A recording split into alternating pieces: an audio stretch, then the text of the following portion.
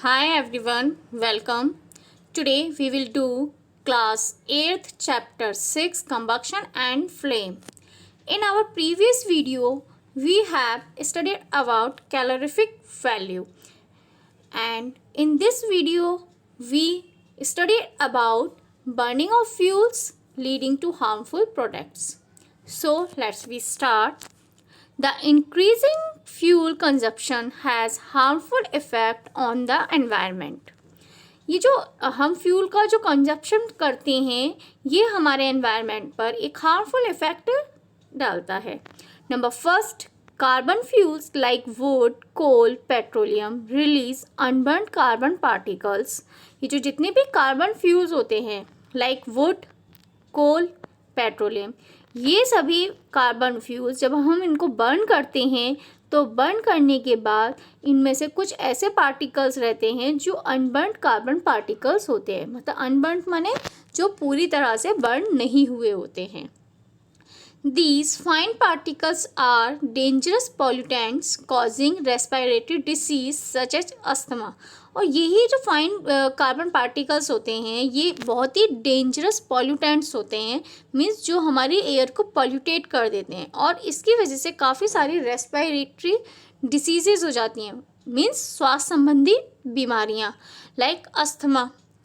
तो ये सब इनका हार्मफुल इफेक्ट होता है. नेक्स्ट इफेक्ट पढ़ते हैं हम. Second, incomplete combustion of these fuel gives carbon monoxide gas. और ये जो इनकम्प्लीट कंबक्शन होता है इन फ्यूल्स का, जब हम इन फ्यूल्स को बर्न करते हैं और ये कम्प्लीटली कंबक्शन नहीं हो पाते हैं, इनकम्प्लीट कंबक्शन रहता है इसमें, तो इनमें से जो गैस रिलीज होती है वो होती है carbon monoxide gas. It is a very poisonous gas, बहुत ही जहरीली गैस होती है ये. It is dangerous to burn coal in a closed room. The carbon monoxide gas produce can kill person sleeping in that room. तो ये जो काफ़ी ज़्यादा पॉइजनस गैस होती है कार्बन मोनोऑक्साइड, और जब हम इसको बर्न करते हैं जैसे लाइक किसी भी क्लोज रूम में जब हम इसको बर्न करेंगे तो कार्बन मोनोऑक्साइड गैस प्रोड्यूस होगी और किसी भी पर्सन को ये स्लीपिंग के टाइम पर भी इसको मार सकती है. आप लोगों ने काफ़ी बार न्यूज़ में सुना होगा कि न्यूज़ आती है कि बंद कमरे में अंगीठी जलाकर सोने से परिवार की मौत हो गई. तो इसके पीछे मेनली रीज़न क्या होता है कि अंगीठी में हम जो कोयला बर्न करते हैं तो कोयला कंप्लीट कंबक्शन नहीं होता है कोल में. तो कोल में कंप्लीट कंबक्शन ना होने के कारण उसमें कार्बन मोनोऑक्साइड गैस रिलीज होना स्टार्ट होती है, क्योंकि जब भी हम इसको बर्न करते हैं अंगीठी वगैरह को तो उसमें जो कोल यूज़ किया जाता है वो कंप्लीटली कंबक्शन प्रोसेस उसमें हो नहीं पाता है.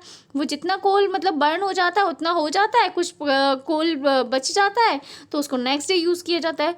तो रीज़न क्या होता है कि कंप्लीट कंबक्शन कभी उस कोल में हो ही नहीं पाता है. तो अब कंप्लीट कंबक्शन नहीं होता है तो उसमें कार्बन मोनोऑक्साइड गैस रिलीज होती है. कार्बन मोनोऑक्साइड एक बहुत ही हार्मफुल जहरीली गैस होती है, पॉइजनस गैस होती है. तो ब्रीथिंग के टाइम पर जब रूम चारों तरफ से क्लोज रहता है और रूम में कार्बन मोनोऑक्साइड गैस की परसेंटेज इंक्रीज हो जाती है और ऑक्सीजन की परसेंटेज डिक्रीज हो जाती है. और जब हम सो जाते हैं तो हमको फील भी नहीं होता है और सोते में हम उसी पॉइजनस गैस को ब्रीथ इन करने लगते हैं. और इससे क्या होता है कि एक पर्सन की डेथ भी हो जाती है सोते टाइम रूम में. So that is why we are advised never to sleep in a room without burning or smouldering coal fire in it. मतलब ये इसलिए हमें एडवाइस किया जाता है. अब आपके समझ में आया होगा कि आपको क्यों एडवाइस किया जाता है कि जब भी आप रूम में सोएं तो कोई भी चीज़ अपने साथ पास जलाकर ना सोएं. क्योंकि एक और रीज़न होता है जब भी हम किसी भी चीज़ को बर्न करके सो रहे हैं, लाइक हमने अदर कोई भी चीज़ बर्न है तो कोई भी चीज़ का जो कंबक्शन होता है उसमें ऑक्सीजन गैस नीडेड होती है. अब रूम में ऑक्सीजन गैस की क्या हो जाती है, फिर कमी हो जाती है, और रूम जब क्लोज्ड होता है तो ऑक्सीजन गैस उसमें आ नहीं पाती है. तो ये भी एक रीज़न होता है. नेक्स्ट हम आते हैं थर्ड पॉइंट पर. Combustion of most fuels releases carbon dioxide in the environment. Increased concentration of the carbon dioxide in the air is believed to cause global warming. तो देखिए कंबक्शन प्रोसेस में बहुत सारे जो फ्यूल्स होते हैं वो कार्बन डाइऑक्साइड गैस रिलीज़ करते हैं एनवायरनमेंट में, और इससे क्या होता है कि हमारे जो एनवायरनमेंट है उसमें कार्बन डाइऑक्साइड की परसेंटेज बढ़ जाती है और यही ग्लोबल वार्मिंग का कारण बनती है। लाइक आपको सभी को पता है कि कार्बन डाइऑक्साइड में एयर का कंपोजिशन कितना होता है, ओनली 1% होता है। एयर जो होती है उसमें कार्बन डाइऑक्साइड का जो कंपोजिशन है ओनली 1% है, 78% नाइट्रोजन, 21% ऑक्सीजन है। तो कार्बन डाइऑक्साइड कितनी है, 1%, उसमें भी अदर गैसेज आ जाते हैं 0.1, बहुत ही कम है। तो लेकिन जब हम कोई भी फ्यूल बर्न करते हैं तो उस फ्यूल के बर्न करने पर कार्बन डाइऑक्साइड गैस रिलीज होती है, और कार्बन डाइऑक्साइड गैस एटमॉस्फेयर में एनवायरनमेंट में जाती है और एनवायरनमेंट में एयर की कंपोजिशन में कार्बन की परसेंटेज को इंक्रीज़ कर देती है। अब कार्बन की परसेंटेज इंक्रीज होने से ग्लोबल वार्मिंग कैसे हो जाती है, तो ग्लोबल वार्मिंग का मेन कॉज क्या होता है, कार्बन की परसेंटेज इंक्रीज होना, क्योंकि कार्बन डाइऑक्साइड जो गैस होती है वो सन रेज को ट्रैप करती है, मतलब उसको बाइंड करके रख लेती है, उसकी जो जितनी भी हीट होती है सारी हीट को एब्जॉर्ब करके रख लेती है सन की हीट को, और जितनी ज़्यादा कार्बन डाइऑक्साइड की अमाउंट होगी उतनी ज़्यादा हीट एब्जॉर्ब हो जाएगी। तो यही रीज़न होता है कि आफ्टर जब सन चला भी जाता है उसके बाद भी जो अर्थ का टेम्परेचर होता है वो इंक्रीज़ ही रहता है, डिक्रीज़ नहीं होता है। तो और इसी कॉज को हम बोलते हैं ग्लोबल वार्मिंग कॉज। आपने ये फील किया होगा जहाँ पर भी ग्रीनरी जहाँ पर भी ज़्यादा पाई जाती है वहाँ पर कभी आप पास आउट होते हो तो आपको काफ़ी कूल जो एयर होती है वो काफ़ी ठंडी ठंडी फील होती है, काफ़ी अच्छा लगता है आपको। लेकिन जहाँ पर बिल्कुल भी प्लांट्स नहीं होते हैं तो वहाँ पर आप कभी ट्रैवल करते हो तो आपको बहुत ही ज़्यादा वार्म एयर फील होगी। तो मेन रीज़न क्या होता है, अब प्लांट्स और कार्बन डाइऑक्साइड का क्या रिलेशन है ये तो आपको पता ही है, क्योंकि ओनली प्लांट्स ही एक ऐसे हैं जो कार्बन डाइऑक्साइड का यूटिलाइज करते हैं, अदर कोई भी कार्बन डाइऑक्साइड का यूटिलाइज नहीं करता। तो मेनली अगर हम फ्यूल्स को बर्न कर रहे हैं, एयर में कार्बन डाइऑक्साइड की परसेंटेज बढ़ रही है, तो हम इस चीज़ को कैसे कंट्रोल कर सकते हैं, plants more and more trees. Global warming को कंट्रोल करने का एक ही रीज़न होता है, plants more and more trees. अब आप सोचोगे कि ग्लोबल वार्मिंग से इतनी इफेक्टिव क्या है, मतलब क्या प्रॉब्लम होती है, तो जी ग्लोबल वार्मिंग में क्या होता है, जो हमारी अर्थ का जब टेम्परेचर इंक्रीज़ हो जाता है तो टेम्परेचर इंक्रीज़ होने पर से हमारी अर्थ पे जितने भी ग्लेशियर्स प्रेजेंट हैं, आइस माउंटेन्स प्रेजेंट हैं, वो मेल्ट होना स्टार्ट हो जाते हैं। आपको पता है जैसे जैसे टेम्परेचर इंक्रीज़ होता है आइस मेल्ट होती है, सेम हमारी अर्थ में होता है। जैसे जैसे टेम्परेचर इंक्रीज़ होता जाता है तो वो ग्लेशियर्स मेल्ट होना स्टार्ट हो जाते हैं और मेल्ट होकर किस में मिक्स होते जा रहे हैं, ओशियंस में, सीज में मिक्स होते जा रहे हैं। तो इससे क्या हो रहा है कि हमारे अर्थ पर वाटर लेवल बढ़ता जा रहा है। काफ़ी सारे ऐसे एरियाज़ हैं जहाँ पर पहले लैंड थी, अब वो भी पानी में मर्ज्ड हो गए हैं, डूब गए हैं। तो इससे क्या हो रहा है, एक तो हमारा फ्रेश वाटर का सोर्स ख़त्म होता जा रहा है और दूसरा हमारा लैंड सोर्स भी ख़त्म होता जा रहा है। तो मेन जो रीज़न होता है ग्लोबल वार्मिंग का यही है।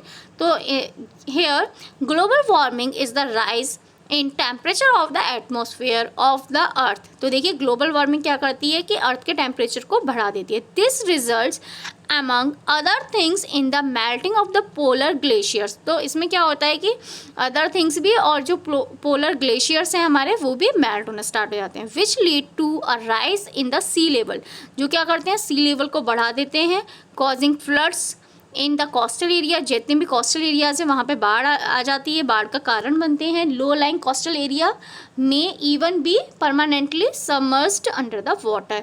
और कभी कभी क्या होता है कि जो लो लाइंग कोस्टल एरियाज होते हैं वो परमानेंटली पानी में डूब जाते हैं, पानी सबमर्ज्ड हो जाते हैं वाटर में। सो ग्लोबल वार्मिंग का ये एक बैड इफेक्ट होता है, ये कॉन्सिक्वेंस होते हैं कार्बन डाइऑक्साइड की परसेंटेज इंक्रीज होने के। नेक्स्ट हम आते हैं fourth, burning of a coal and diesel release sulphur dioxide gas. जब हम कोल और डीजल को जब बर्न करते हैं तो इसमें सल्फर डाइऑक्साइड गैस निकलती है। It is an extremely suffocating and corrosive gas. ये जो होती है बहुत ही ज़्यादा सफोकेटिंग मतलब घुटन वाली गैस होती है एंड करोसिव नेचर की गैस होती है। More over petrol engines give of gaseous oxide of nitrogen. और पेट्रोल को बर्न करते हैं जितनी पेट्रोल इंजन्स होती हैं वो गैशियस ऑक्साइड देते हैं, नाइट्रोजन के गैशियस ऑक्साइड्स को देते हैं। Oxide of sulphur and nitrogen dissolve in rain water and forms acid. तो ये जो ऑक्साइड्स होते हैं सल्फर और नाइट्रोजन के, ये वाटर में मिक्स हो जाते हैं और एसिड फॉर्म्स करते हैं। Such rain is called acid rain, और इसी तरह की रेन को हम एसिड रेन कहते हैं। It is very harmful for crops, buildings and soil. और ये जो गैस होती है जितनी, ये हमारी क्रॉप्स, बिल्डिंग और सॉइल के लिए भी बहुत हार्मफुल होती है। You have already learn about in class 7, आपने 7th क्लास में स्टडी किया है। They use for diesel and petrol as fuel in automobiles is being replaced by CNG because CNG produce the harmful product in very small amounts. CNG is a cleaner fuel. तो इसलिए ही diesel और petrol fuels में, automobiles में जो इनका use करते हैं हम डीजल और पेट्रोल फ्यूल्स का, तो इनको रिप्लेस्ड किया जा रहा है सीएनजी के। जो सीएनजी की फुल फॉर्म क्या होती है? कंप्रेस नेचुरल गैस के थ्रू। क्योंकि जो सीएनजी फ्यूल होती है हमारी, जैसा कि हमने चैप्टर 5 में भी स्टडी किया था, ये कैसे फ्यूल होता है? ये क्लीनर फ्यूल होता है क्योंकि इसमें ये जो जितने भी हार्मफुल सब्सटेंस होते हैं ये बहुत ही लेस अमाउंट में निकलते हैं। सो acid rain, mainly acid rain क्या होती है कि जब हम किसी भी फ्यूल को बर्न करते हैं, कोल, डीजल, पेट्रोल, इनको बर्न करते हैं तो इनमें से सल्फर डाइऑक्साइड गैस और नाइट्रोजन ऑक्साइड गैस निकलती है। अब ये जो होती हैं, ये जो गैस वाटर के साथ मिक्स हो जाती हैं तो सल्फ्यूरिक एसिड और नाइट्रिक एसिड फॉर्म करती हैं वाटर के साथ मिक्स होकर। और जब ये फॉर्म्ड होकर एसिड बना लेती हैं वाटर के साथ, और फिर रेन की फॉर्म में ये एसिड हमारे अर्थ पर आ जाता है। अर्थ पर आता है तो अर्थ पर आने में जितने भी मॉन्यूमेंट्स हैं, हमारे जितनी भी बिल्डिंग्स हैं, क्रॉप्स हैं, सॉइल्स हैं, ये जब एसिड रेन उनके ऊपर आती है तो ये उनको डिस्ट्रॉय कर देते हैं, ख़राब कर देते हैं। लाइक एग्जांपल में आपने 7th क्लास में स्टडी किया होगा ताजमहल के बारे में। जो ताजमहल है वो येलोइश होता जा रहा है बिकॉज ऑफ एसिड रेन। क्यों एसिड रेन? क्योंकि एसिड का नेचर क्या होता है कि वो जब किसी भी चीज़ पर आता है तो वो उससे रिएक्ट करता है। इसी तरीके से फर्स्ट रेन में नहाने मना होता है, फर्स्ट रेन को एंजॉय करना। वाई? क्योंकि एसिड की जो उसमें अमाउंट होती है बहुत ज़्यादा होती है, जो हमारी स्किन पर रैशेस कर देती है, इरिटेशन कर देती है और काफ़ी सारी स्किन डिसीजेस होने की चांसेस बढ़ जाते हैं। तो इसलिए ये जो एसिड रेन होती है ये काफ़ी हार्मफुल रहती है। और नेक्स्ट टॉपिक आता है हमारा एक डिफॉरेस्टेशन टॉपिक। तो डिफॉरेस्टेशन क्या होता है? सो डिफॉरेस्टेशन का मतलब होता है कटिंग डाउन ट्रीज, पेड़ों को काटना। तो for centuries wood was used as the domestic and industrial fuels. तो मतलब काफ़ी सारे टाइम से जो वुड है हमारी, वो डोमेस्टिक और इंडस्ट्रियल फ्यूल के लिए यूज़ की जा रही है। But now it has been replaced by the coal and other fuel like LPG. और अब इसको हम रिप्लेस कर चुके हैं कोल या एलपीजी से। एलपीजी का यूज़ करते हैं किचन में, अब तो करते नहीं हैं हम। और भी जगह हैं जहाँ पर ये वुड का यूज़ नहीं किया जाता क्योंकि प्लांट्स को बचाने के लिए भी और वैसे भी नहीं किया जाता है। In many rural parts of our country people still use wood as a fuel because of it is easy availability and low cost. लेकिन काफ़ी सारे ऐसे विलेजेस हैं जहाँ पर लोग अभी भी वुड को एज अ फ्यूल यूज़ कर रहे हैं अपने, एज अ डोमेस्टिक और इंडस्ट्रियल फ्यूल में, क्योंकि एक तो ये इजीली मिल जाता है, आसानी से मिल जाता है और काफ़ी सस्ता रहता है। However burning of would gives a lot of smoke which is very harmful for human beings. क्योंकि जब हम वुड को बर्न करते हैं तो इसमें से काफ़ी सारा स्मोक निकलता है जो ह्यूमन बींग्स के लिए बहुत ही हार्मफुल होता है। इट कॉज रेस्पिरेटरी प्रॉब्लम्स, इससे काफ़ी सारी रेस्पिरेटरी प्रॉब्लम्स हो जाती हैं। Also tree provide us with useful substances which are lost when wood is used as a fuel. और ये जो पेड़ होते हैं ये हमें काफ़ी यूज़फुल थिंग्स प्रोवाइड करते हैं। हम सभी जानते हैं कि लाइक फूड है और अदर भी थिंग्स है, फूड, गम, मेडिसिन्स, काफ़ी सारी चीज़ें प्रोवाइड होती हैं हमें प्लांट से। और जब हम इसको प्लांट्स को एज अ फ्यूल यूज़ करते हैं तो हम इनको काटते हैं और काटने के साथ साथ प्लांट्स की ये सारी जो यूज़फुल चीज़ें होती हैं वो भी चली जाती हैं। Moreover cutting of trees lead to the deforestation. और ज़्यादा से ज़्यादा जितने हम पेड़ों को काट रहे हैं, जंगलों को काट रहे हैं, तो वो प्रोसेस क्या कहला रहा है हमारा? Deforestation, which is quite harmful to the environment. और ये बहुत ही हार्मफुल होता है हमारे एनवायरनमेंट का। डिफॉरेस्टेशन में क्या होता है, मेनली हम अपने यूज़ के लिए, अपने पर्पज़ के लिए, लाइक फर्नीचर हो या फ्यूल पर्पज़ हो, किसी भी पर्पज़ के लिए, या लैंड चाहिए हमको, पॉपुलेशन इंक्रीज़ हो रही है तो लैंड के लिए हम जंगलों को साफ़ करते जा रहे हैं, जंगलों को काटते जा रहे हैं, पूरे फॉरेस्ट को हम काटते जा रहे हैं। हमने क्लास 7th में स्टडी किया था कि फॉरेस्ट का कितना यूज़फुल इफेक्ट होता है, यूज़फुल होते हैं फॉरेस्ट हमारे लिए। तो फॉरेस्ट को काटना ही डिफॉरेस्टेशन कहलाता है। Cutting down of trees on a large scale. That's called deforestation.